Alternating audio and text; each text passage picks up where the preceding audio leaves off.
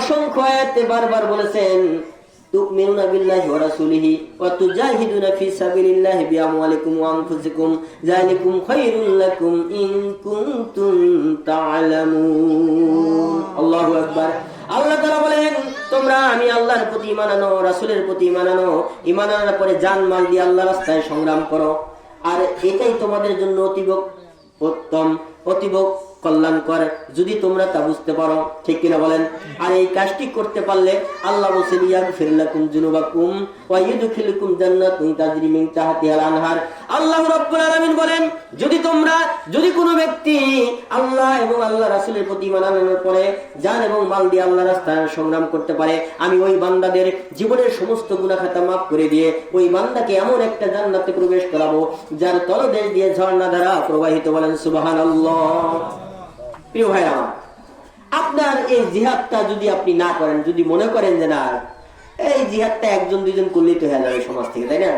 ফরজে কিফায়া যদি মনে করেন, যেমন ইতিকাফে আমাদের সমাজ থেকে একজন থাকলে তো চলে না। এখন যদি কেউ মনে করে যে আমরা কি করব, একজন দুইজন জিহাদ তো করতে আছে আমাদের সমাজে, মোটামুটি 4-5 জন আছে, এখন আর বাকিগুলা না করলেও চলবে, আমার চেষ্টা করার দরকার নেই, কি হয় হোক। ঠিক আছে? আল্লাহ রাসূল সাল্লাল্লাহু আলাইহি ওয়াসাল্লাম বলেন মান লাম ইয়াজু ওয়া লাম ইউহাদ্দাস বিহি নাফসাহু মা তালা শুবাতুম মিন নিফাক। নাউযুবিল্লাহ বলেন। রাসূলুল্লাহ সাল্লাল্লাহু আলাইহি ওয়াসাল্লাম বলেছেন যে ব্যক্তি জিহাদ করলো না, জিহাদ করার চিন্তা ফিকিরও করলো না, এমত অবস্থায় সে মৃত্যুবরণ করলো, রাসূল বলেছেন ওই ব্যক্তিটা যেন মুনাফিক অবস্থায় মারা গেল। নাউযুবিল্লাহ। আপনি আমি কি চাই মুনাফিক অবস্থায় মারা যেতে? চাই কি? যদি না চাই তাহলে জিহাদ করা দরকার আছে না নাই? আছে। আপনার এই জিহাদের ব্যাপারে দেখা যায় যে আমরা একদমই পিছনে পড়ে আছি।